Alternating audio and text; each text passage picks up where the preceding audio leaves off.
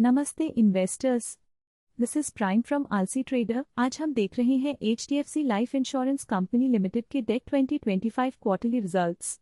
इस क्वार्टर का सबसे इम्पोर्टेंट फैक्ट ये है, रेवेन्यू तो ₹29428 तक पहुंच गया, जो कि 70.1% और 42.5% कोक का ग्रोथ है, लेकिन नेट प्रॉफिट सिर्फ ₹418 रहा, जो कि 0.7% और 6.7% कोक डाउन है।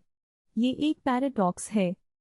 Filing highlights. HDFC life insurance company limited ने NSE को 16 अप्रैल 2026 को एक प्रेस रिलीज दी। इसमें उन्होंने कुछ इंपॉर्टेंट अनाउंसमेंट्स किए। 1. Financial results. Q4 और FY26 के लिए स्टैंडअलोन और कंसोलिडेटेड फाइनेंशियल रिजल्ट्स को अप्रूव किया गया। 2. फाइनल डिविडेंड ₹2.10 पर इक्विटी शेयर का फाइनल डिविडेंड रेकमेंड किया गया, जो कि 19 जून 2026 को रिकॉर्ड डेट के साथ और 20 जुलाई 2026 के बाद पेड किया जाएगा। 3. 26th annual general meeting AGM 16 जुलाई 2026 को वीडियो कॉन्फ्रेंसिंग के थ्रू होगी। 4. Reappointment of mister Neeraj Shah. Mister Neeraj Shah को 5 साल के लिए executive director and chief financial officer के पोस्ट पे रीअपॉइंट किया गया। 5.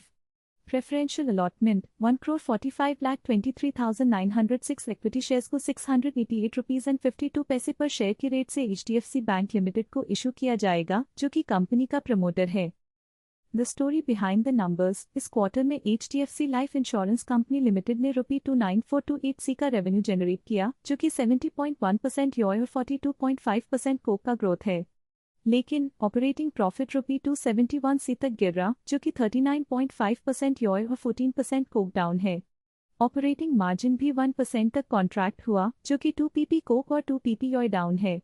नेट प्रॉफिट भी ₹418 तक गिर रहा, जो कि 0.7% और 6.7% कोक डाउन है।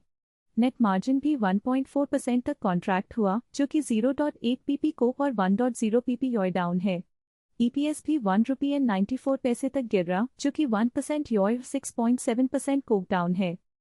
Margin trajectory. Operating margin OPM ने 2 pp और 1 pp को कंट्रैक्शन दिखाया। डेक 2024 में 3% से लेकर डेक 2025 में 1% तक गिर रहा। ये कॉस्ट प्रेशर या प्राइसिंग वीकनेस का इंडिकेशन हो सकता है। What it means for the stock at CMP ₹631.50 and P72.1। Stock का करंट मार्केट प्राइस ₹631.50 है और P रेशियो 72.1 है। इस क्वार्टर के रिजल्ट्स के बाद इन्वेस्टर्स को ये देखना चाहिए कि कंपनी अपने कॉस्ट प्रेशर्स और मार्जिन कंट्रैक्शंस को कैसे हैंडल करती है। अगर कंपनी अपने मार्जिन्स को इम्प्रूव करने में कामयाब होती है तो स्टॉक के लिए पॉजिटिव हो सकता है, लेकिन अगर मार्जिन्स और नेट प्रॉफिट में कंट्रैक्शन जारी रहता है तो स्टॉक के लिए नेगेटिव हो सकता है। डेटा बोलता है, हम सुनते हैं। आलसी रहें, स्मार्ट रहें।